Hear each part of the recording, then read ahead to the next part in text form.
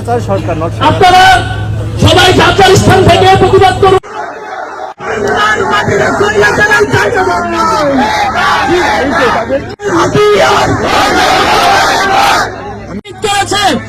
আমরা কি এই শহীদের রক্ত ভুলে যাব? যারা আমাদের এই ভাইদের শহীদ করলো, আমরা কি তাদের ছেড়ে দেব? আমাদের একটাই দাবি, যারা আমাদের ভাইকে নির্বিচারে পাখির মতো গুলি করে হত্যা করেছে, তাদের এই বাংলার বাড়িতে বিচার করতে হবে। আগুন জ্বালো একসাথে, আগুন জ্বালো একসাথে, পুলিশ গদিতে